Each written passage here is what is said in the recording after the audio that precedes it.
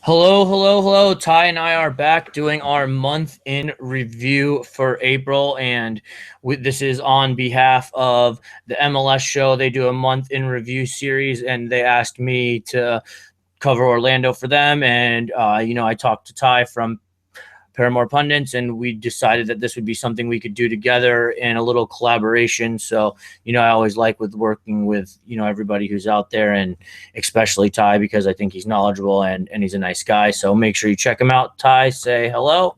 How's it going, guys? So we're back, and we got a few games to review. We got a win versus Portland, a couple draws versus New England, and we got two losses, Philly and New York. So in a month, as a whole in the month, what'd you think? I'm going to go ahead and say it was a tough month.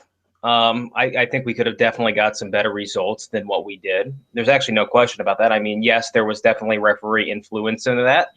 There were a lot of missed calls where we could have had different results in different games. And that's, it's part of the game. It stinks. It's not right, but it's just something you have to deal with. I think our play has been somewhat inconsistent. We've looked really good at times, and other times we haven't looked so good. So I'm going with a tough month. All right. Well, your tough month is much more generous than what I'm gonna say.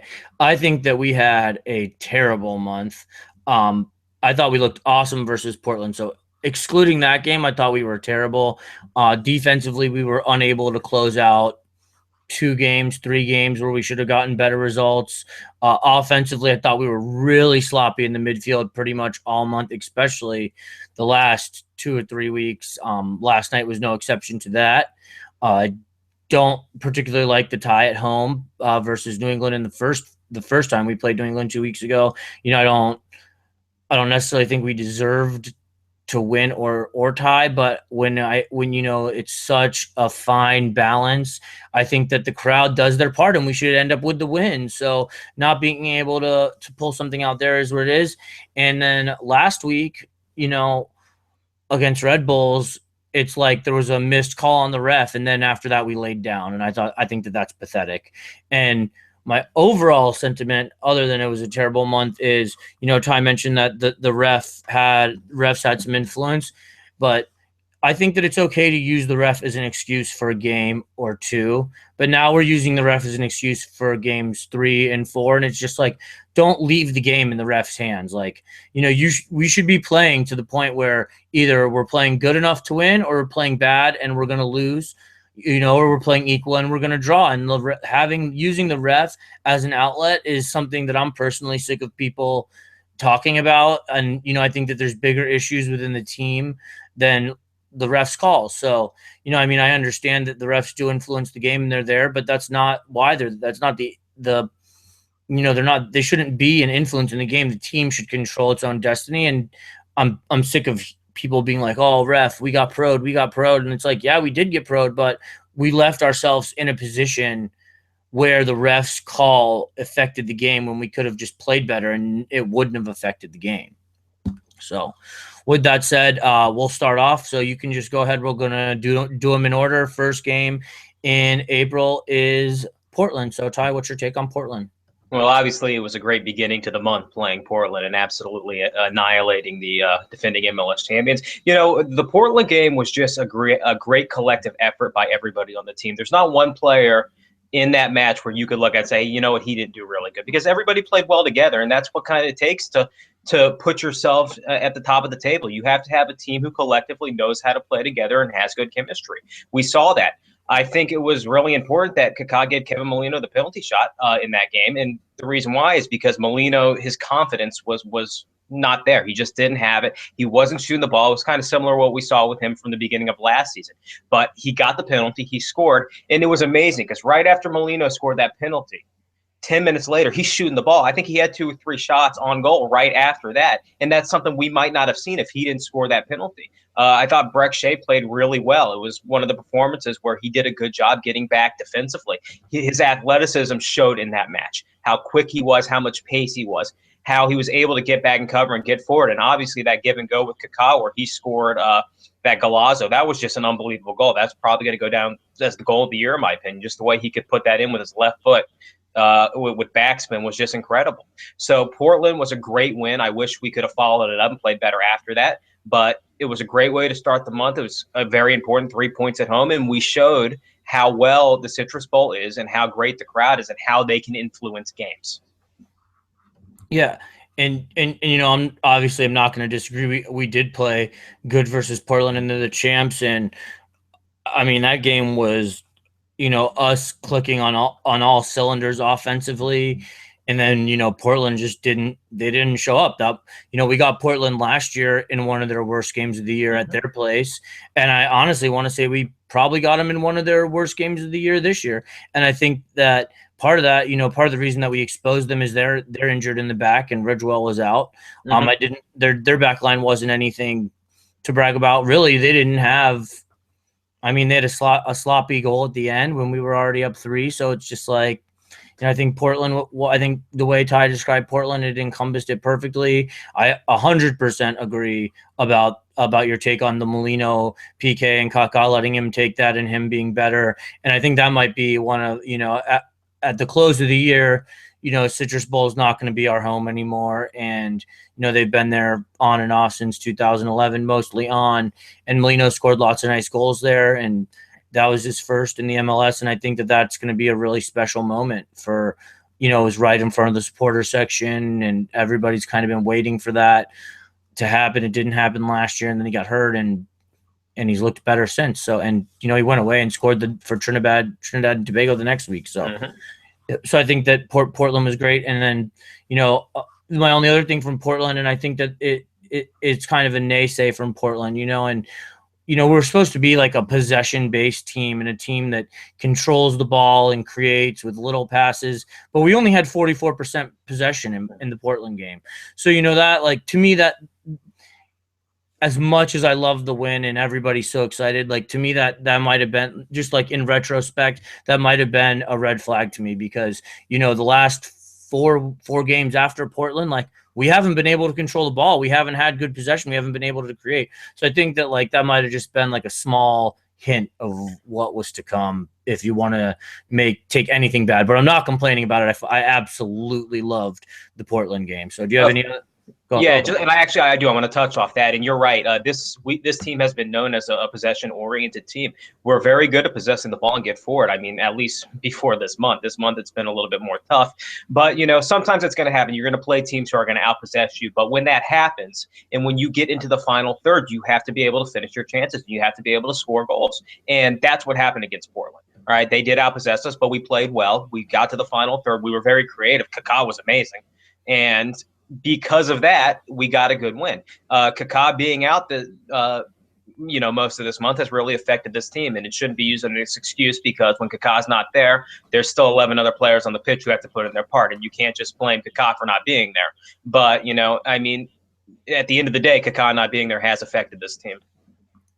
Well, yeah, and you know, I agree with those statements. I said it yesterday to Patty Lloyd on Twitter. She was like, we can't play without Kaká. And it's just like, it shouldn't be an excuse. We won 4 out of 5 games at the end of the year last year without Kaká for the most part. And like, we were on, you know, our playoff push and we did it without Kaká, like, you know, and we have a better team now than we had then. So, I mean, I agree. So anyway, we'll go to the next game. And the next game after that was Philadelphia, where we lost 2-1. And we didn't make a sub. We had tactical issues pretty much the whole game, in my opinion. And then we were trying to hang for the point, and there was an excellent free kick that just found the back of the net.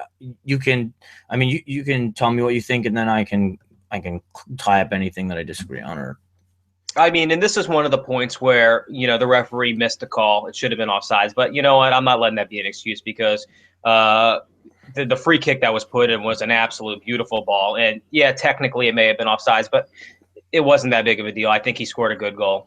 And that's a tough play for the referee to make, or excuse me, a tough call. So I'm okay with us losing 2-1 based on that free kick. Obviously, it was a tough start to the beginning of the game with Rafa Ramos. You know, he had a pretty bad game that match, and he unfortunately, you know, he gave up that goal early off a bad touch, and CJ Sapong was able to put in an easy one. So besides that, I don't think the team just played well. going into the 60th minute, um, Philadelphia was possessing the ball pretty well. They were attacking us pretty heavy, and people were really curious on why Coach Heath did not make any substitutions. And I kind of understood what he was doing. Where on the road, 1 point's an okay result going into a Philadelphia team who actually always plays good at home. So I got what he was trying to do, because in order to put in Baptista and Rivas, he was going to have to take out two defensive midfield players or two players in the back, which is kind of what we saw last night against New England. So what he was trying to do was lock down the defensive midfield, lock down the back line, and just not let Philadelphia score. And it worked until the 92nd minute, where Nocerino gave up a cheap foul and they ended up scoring. But I got what he was trying to do. He just did not want to put in an offensive player, take out a defensive player, and just become vulnerable at all, because Philadelphia was looking extremely dangerous on the counterattack. And to be honest with you, I personally believe if Heath would have put in an attacking-minded player, there's just as good of a chance that they were going to score on the counter. So, again, cheap foul on Nocerino, shame on him. We should have came out with a point. But, 92nd minute, and we gave one up, and that was unfortunate. But when it comes to Heath's tactics, I understood what he was doing. And I think that this is somewhere that we're going to disagree. I rightfully respect your points, and I also understand what you're saying. But you say he shouldn't have put in an offensive player, and he shouldn't have. He should have put in a defensive player. If we're gonna, there's no like for like substitution at that point because we're a little shorthanded. But put in another center back and let him sit there and just sit in front of the other center backs, or put in another right back and let him play defensive mid. Like Nocerino was gassed after 30 minutes, 35 minutes. Nocerino looked good at the beginning of the game. There's no reason he needs to be in the 92nd minute. Like 0% reason that he should be in there. If you want to pack the box and you want to hold it down, put in a defensive sub. I don't care if you have to play somebody out of place. Like, Nocerino didn't look good for a majority of that game. And, that's where I'm going to disagree with you. I agree, but I disagree, because I agree. No, you shouldn't put in an offensive player and make yourself more susceptible. But at the same time, there's people that could have been subbed on who have a defensive skill set where at least would have had fresh legs and might have not made that foul. So that's just my take on the end of the Philadelphia. And you know what? And that's fair enough. And I absolutely agree with you there. Nocerino, I mean, obviously he's still settling in, but that's no excuse, because he played poorly in, and like you just pointed to, he was gassed. At the end of that match, he had absolutely nothing left in the tank, which is expected. He just got here from Italy. That was only his third game, if I'm not mistaken. Mm-hmm. And and I understand. I'm not faulting him for being gassed. He's going to get tired. It was a cheap foul from a gas player. And if there was a way to take him out, if there was tactically something he could have done differently to get Nocerino out of the game without putting in an offensive player, yeah, go for it. I believe Higuita was out that game, if I'm not mistaken. Higuita was out. Ramos was out. Shea was out. So who we're going to put in, I don't know. I guess the only defensive player we really have is David Mateos, and I think he was available for that game. But yeah, it was tough. It was just a tough situation. So, looking back, yeah, I wish they would have done something differently. But going back to when we're in the moment at the game, I think Heath was playing his cards, and he was just trying to do what he could to get out of there with a point. And I don't fault him with that. I mean, when you leave a game on the road with a point in the MLS, just generally, whether it be Orlando City, whether it be any team, just pick one, Seattle, whoever, Portland. When you leave with a point on the road, it's a solid point, because there's, no one in the MLS is so bad and no one in the MLS is so good that, there's parity, and that's the whole purpose of the league and of the salary cap. And, some disagree with it, some like it, whatever. That's not what we're talking about. We're just talking about if you can leave on the road with a point, that's fine. Do what you got to do. You want to play for the point and pack it down, and, you want to play defensively and try and leave with the point. I'm all for the point away. But when it blows up in your face, and you had substitutions to make, you need to make the substitutions. And let's just, for the purpose of the conversation, let's just say that it was Mateos who comes in. What is he going to do? He's going to stand back there with his big, slow self right in front of the back line, or in the back line, wherever you want to play, 5 in the back if you're trying to close it down, and just close the game down defensively. And, I'm going to turn the page to the next game, because I think that we had the same problems. We can't close games defensively at this point, this month. Like, I thought that was sloppy possession in the midfield and not being able to close out games defensively. I think we're really the two worst other than I think this was just such a bad month for us. Other than last July and August, I thought that this was maybe one of the worst months that we've had in MLS. So, I mean, defensively, we were awful this month. And Hines, anyway, so the next game we got New England at home in a 2-2 draw, Right. and that was a game where I thought we deserved to lose. To be honest with you, I didn't think we were particularly creative in the top half at all. Um, I mean, the Baptista got the PK early, and like that was that. That was after that we had nothing for 50 minutes, 60 minutes going forward. Really, I thought we were so bleak going forward. Whatever else you want to say. Well, I'm not really a fan of making the conditions an excuse, but the way the wind was blowing, the wind was absolutely howling that game. I mean, the wind was really strong, and I do believe that had a factor when we started playing the other way. We were able to pass the ball a little bit more efficiently and cleanly. There was less turnover, so it's not too much of an excuse, but the conditions were poor. The first half obviously was not great. We didn't really create a lot. New England looked pretty good. We got the penalty. They got one back. Second half, we looked great. Second half, Baptista and Laren came in the 60th, and we looked good. Were we able to finish and get a goal? No. But we had the creativity in the final third that we needed to get a result. And to be honest with you, and this is where we may disagree a little bit on the refs. You get into the 92nd minute, and Molino scores a goal. Was it a handball? Yeah, it was a handball. Toledo, who was the referee that match, I don't know if his vision was blocked for that. I mean, it was clearly a handball. How the assistant referee didn't see it, I have no idea. But nevertheless, they let it go on. And, it kind of shame on the New England players because the second the ball hit his hand, they all stopped and threw their hands up. And Molino just kept going. And he scored a goal because they just didn't care because they were so confident it was a handball. They just stopped. And you can't do that. You have to play till the whistle is blown. And they didn't do that. Molino got a goal. Now, 1 minute later, Carrasco gets a handball in the box, correct? I mean, I think we can both say that was clearly not a handball. I don't And think it was in the box either. it was right there. Besides, I mean, we shouldn't even have that discussion because the ball was clearly not a handball. And in that particular angle, I went back and I watched the replay, and the referee had a perfect angle at that. I mean, he was staring right at him, and how he could call a handball there, I have no idea. If you want to call it a makeup call, whatever. But my point with this is just because Molino had a missed call and scored a goal on a missed call, that doesn't make the other call on the other side right. I think we should have won that game 2-1. We scored in the 92nd, and then they got an absolutely ridiculous call where they were able to tie it with a penalty. So I don't think, one bad call makes the next one okay. Two wrongs don't make a right. So, you can look at it any way you want. I think we should have won that game 2-1. And obviously I'm totally like you're probably more neutral journalist or reporter or blogger or whatever you want to call yourself than I am because I'm 100% biased. So I think we should have won, no question about it. And right, understood.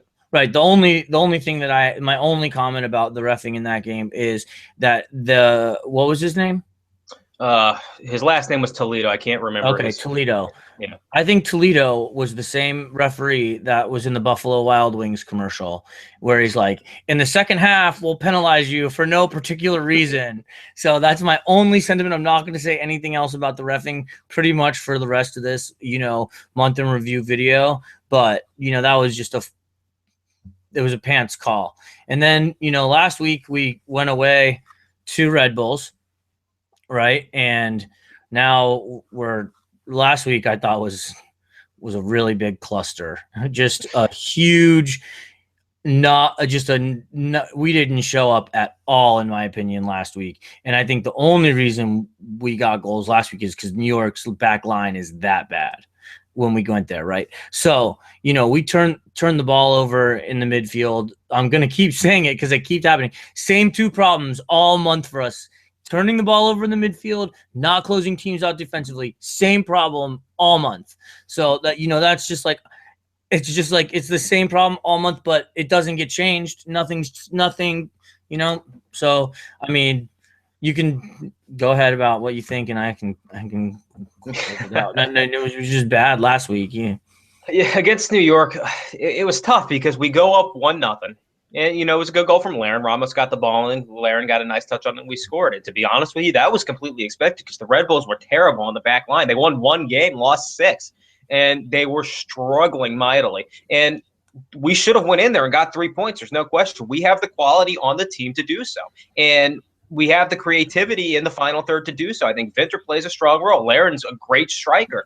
We're able to do it. And again, and like you said earlier, regardless if it was a bad call or not on the penalty, after that, we didn't get the call. It should have been a red card on Wimet. It was not. And, after that, the Red Bulls just went on a tear. I mean, we could do nothing to stop them. We completely went flat. That's 3-1 New York after 15 minutes. And after that, they got the own goal at the end. But, you just, like you said, you can't put yourselves in those positions. We have not been doing a good job possessing the ball in the midfield. We're turning it over just terribly. And when that happens, you're going to lose games. And until they're able to fix that problem, and I don't know if it's a tactical thing. I don't know how you want to classify it because, without Kaká in there, this is where he's playing a big role because the other team, whoever it may be, is possessing the ball very heavily in our final third, or in their final third, and they're trying to score, and we're getting the ball back, and we're bombing balls forward to Laren. He's trying to hold up play, but when you have nothing around him to get forward and start a counter, nothing's going to happen. You're just going to turn the ball back over, and we're going to redo the same process over and over again, and that's what we've been seeing. So until we can find a way to possess the ball a little bit better and hold it, I mean, Laren does a great job holding the ball up. I think he's very good at it, but we need to find a different way to attack, and I don't think sitting back with three defensive midfielders and playing on the counter is working for us. At the beginning of the season, I thought it was a good idea. I thought with Kaká in there and even Baptista come in, and I thought maybe it would work. But clearly, when it's not doing what we need it to do. So I think we need to find another way to hold possession a little bit stronger, get forward into their final third, and start being a little bit more creative with it. And we're just not doing that. And I found that missing Kaká in these games has kind of opened my eyes to a deficiency in our roster that I didn't really notice, in the off season, and I noticed it last year, but I just didn't ever think about it because I just figured Kaká would be playing. But we really have no central attacking midfielder after Kaká. So Molino, I played there in USL, whatever, and 2 years ago, and I get it. That's where he played, but he's not strong enough in the MLS to fight defenders off in game possession. No Torino, I don't know where he wants to play, where he's going to play, or where he's going to be used. I kind of feel like central attacking mid would be the best place for him, but he didn't do that great of a job last night. Baptista came on versus Red Bulls and played, that role in the number 10. I thought pretty well for, again, 30 minutes, and then failed to conditioning problems. There was at points in the game versus Red Bulls where, Sarin and Higuita had the ball, and they were looking for an outlet to link the play to the midfield and, the attacking midfield, and there was nobody around but Red Bulls. And it's just like, where you need a central attacking mid is right there to come help them and get the ball. I thought defensively, Higuita and Sarin held very well against Red Bulls, but that's only half of their job, and they do need to link the defense to the offense, and at times there was no one to come and help them get the ball. They're just standing there, and it led to a turnover. It's just more sloppiness, and to me it's unexcusable because when every game this month except for Portland outpossessed everyone. We got outpossessed last night. We got outpossessed the first time versus New England. We got outpossessed versus Philadelphia. We even got outpossessed versus Portland. I pointed it out every single game, and that's not the type of team that we are. If we're gonna pack the box and play a counter, then that's not Orlando City that I know. So you look like you want to chime in. Well, it's actually just to point on that. You're not going to believe this, but when I was looking up the stats for last night's game, we actually outpossessed New England 54-46. I don't know how. I get what you're saying. I just wanted to point that out. That was crazy. Okay, I mean that's fine. I'm not perfect. I don't claim to be, but I agree with what you're saying, and I'm sorry to interrupt you, but it's weird. I don't know how we technically outpossessed them because we didn't hold possession very well at all. So I just wanted to point that out that we did outpossess them. We didn't look like it though. That's for sure. No. But going back to the Red Bulls game, we actually two bad things came out of that. One, we lost, and two, we set knew the Red Bulls on fire because they got a great win. Then they go this week and they blow out Dallas 4-0, which is just incredible. And now we got to deal with them again on Friday night. So hopefully the Citrus Bowl's rocking because we're going to need the fan support for this one. And just I guess I'll bring it up now and then we'll go in because it's a continuing theme to last night. At the beginning of the first month, like if you watch our margin review, I told you I was not that impressed with Bendik. And I felt like Bendik's been the only one who's been week in and week out impressive for us. And, it really made me put my foot in my mouth after March. And I'm glad he did because I was a doubter. But, even the Red Bulls game, he was good. Last night he was good. But anyway, so, he's good.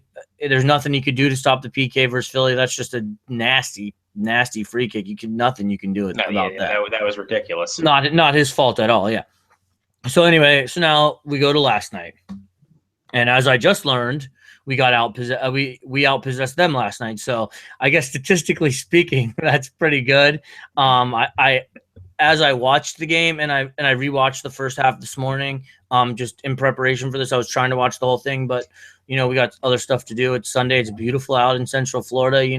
The paddle boards, the bikes, whatever you're gonna do.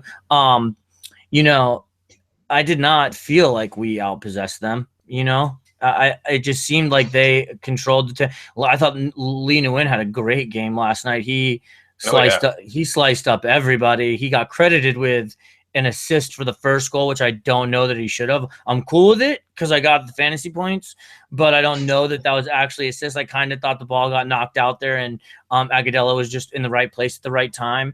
And then at the end, at the end, we got the draw, and I'm cool with that. Like I said, on the road, a point is awesome. And this is one of the games where I felt like we didn't deserve the result we got versus the other games this month where I felt like we deserved a better result. Do you understand what I'm saying? Right. And what I'm going to go off of this is when Kevin Molino went down in the 63rd minute, Heath decided to put Carrasco on instead of putting on a like-for-like player like Carlos Rivas, somebody who could kind of stretch the field a little better. And I said to myself when he did that, and I even tweeted, I go, let's not do the same thing we did against Philadelphia, because just putting in Carrasco in there, yeah, he's a good holding midfield player, but that is not going to stop a strong New England attack from scoring. And it didn't. What'd they do? I believe it was Juan Agudelo came and he scored a good goal. And, then we had our backs against the wall, and we had to find a way to get out of it. And fortunately, we did. I just want to point off, a lot of people didn't understand why Adrian Heath waited again so long to put in those two substitutes in Baptista and Rivas. And on the front, it doesn't look like it was a wise idea. I believe it was closer to the 70th when he could have put them in after we went down. The reason you wait for that is because in order to put Baptista and Rivas in the game, you have to take out two defensive midfielders. You have to take out Nocerino, and you also have to take out Sorin. And New England is an extremely dangerous team on the counter. So you don't necessarily need to give them 20 minutes of being able to score on the counter. Wait till the last 10 minutes, make the substitution, and then push everybody forward to try to score a goal. And if they get you on the counter in the last 10 minutes, you know what? You deal with it. But he did the right thing. He waited till the 80th minute. He put him in. We went forward, and we scored. We scored a pretty good goal. Larin, who I thought he played phenomenally last night. He was able to get forward. He was able to put in a good cross. Rivas was able to get a touch and score a goal. And we almost won the game, too. Baptista had a clear shot on goal towards the end, and he just put it a little bit wide. So, it was a great response. It was a tough, first – pretty much the whole game was tough, but the resiliency of this team and the effort they have to not give up I do think it's quite outstanding. I think they do work really hard, and they want to go in and they want to get results. And that's what we saw last night. We saw hard work pay off at the end of the match, and that's important. And my only other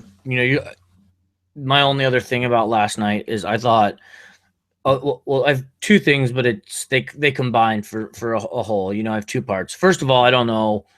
Maybe but I don't know. I don't know why Redding didn't start. I thought Redding for Mateos is what it is. Mateos wasn't the worst, But the left side of the back line last night, Hines and Shea were terrible. Like Shea was so bad last night at left back, and everyone says like, "Oh, we put him in for his attacking prowess, and he's the big name, and he offers so much going forward." And it's like, is he faster than Bowden? Yes. Is he a bigger name than Bowden? Yes. Does he know the system as well as Bowden? Absolutely not. Is he a better crosser than Bowden? In my opinion, no. You know, and to me, there was times two that really stand out specifically when Shea had the ball in possession. He was moving it forward, and if he would have just made the run on goal, something good would have happened. But he was so worried about being caught out of place that he made a pass laterally and tracked back to his spot. And I'm fine with that. That's a good left back should be able to pick and choose his spots. But at the same time, it's just like his one-on-one defense is so questionable. And it's like, I know Bowden's he's not slow, but he's not a speedy guy. And he's probably much slower than Shea. At least he plays slower than Shea, but he just defends better. And I don't know what it is, because he's not. It's just, to me, last night was a game that Shea wanted to attack and at times didn't, and it really bothers me because he's not a left back and he just doesn't.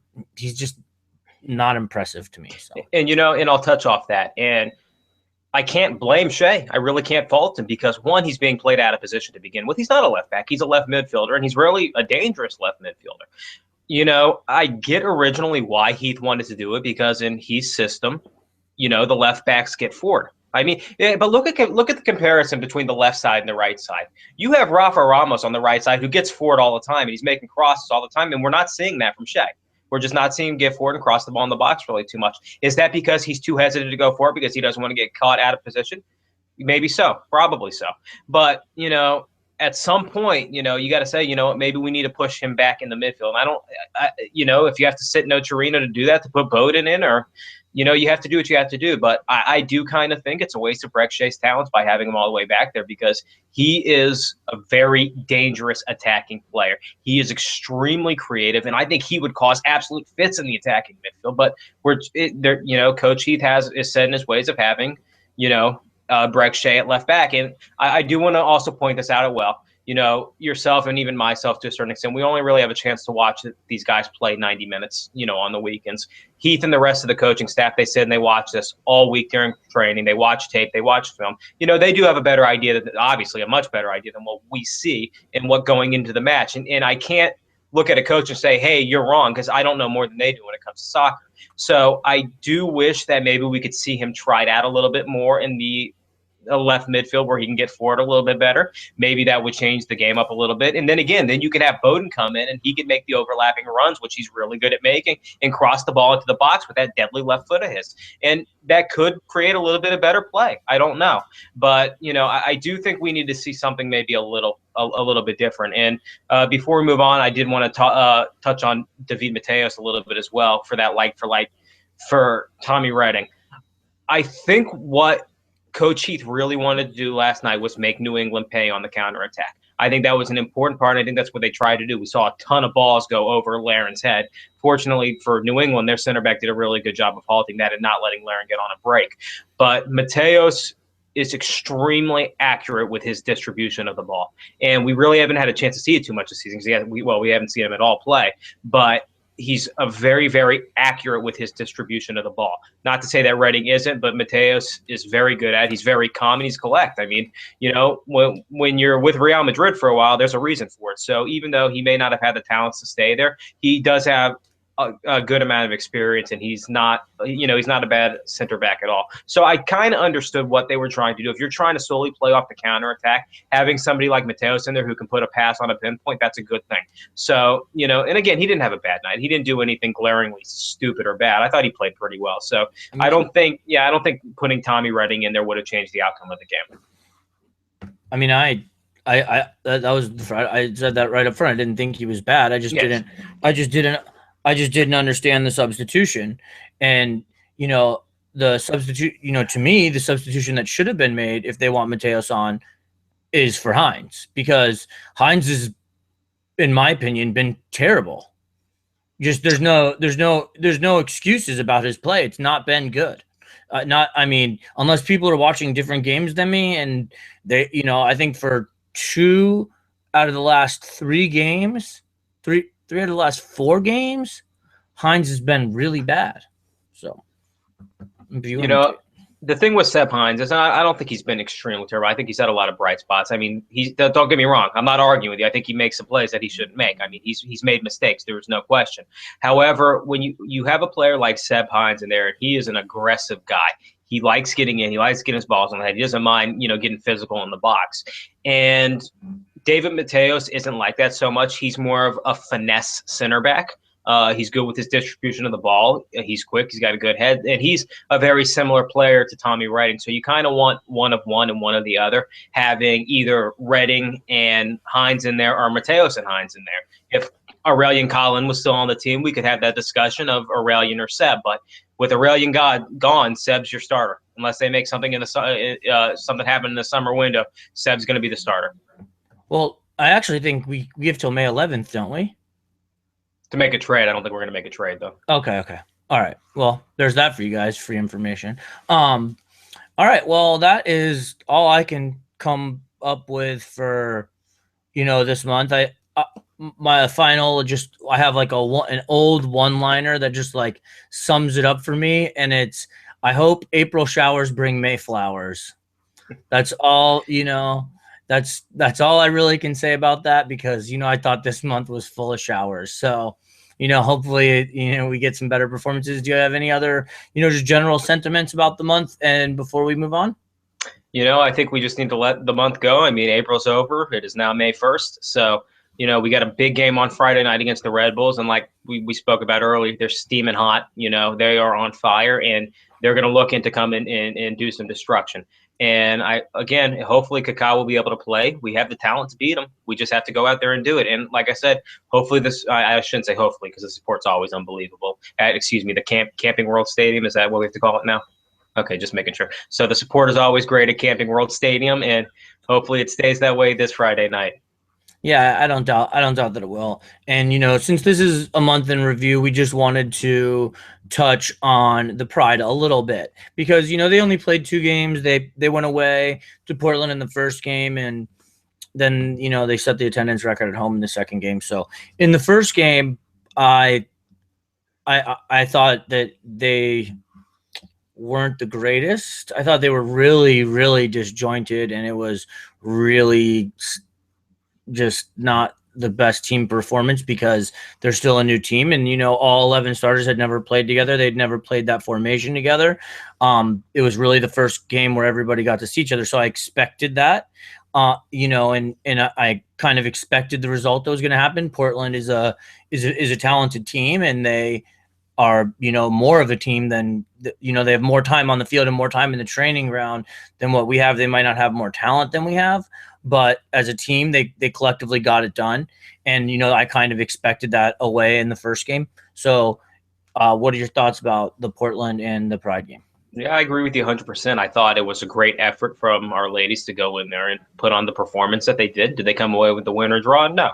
But, that's completely expected, and it's completely acceptable in your first match, not only being your first match, but your first match in a very, very, very tough environment in Portland, because they have great supporters up there. So, I think we did well. I think we showed a lot of positive play. I think we're going to be really good in the final third once we get our rhythm together. And our back line, I'll tell you, the back line that the Orlando Pride has is absolutely world class. And just to touch on it a little bit, you have, Josie Belanger, you have Steph Catley, you have Monica, and I feel terrible. I can't remember. Alloway. I'm sorry, Laura Alloway. Those are four players who all started in the 2015 FIFA World Cup for their respective countries, and that's really kind of impressive that they were able to get four of these players who are World Cup quality players who are regularly with their international teams, all playing together with one team. You don't see that anywhere, and it's really important that we have that here in Orlando. So again, I think the back line especially is going to be an absolute rock once the season gets going and they start learning each other's tendencies a little bit better.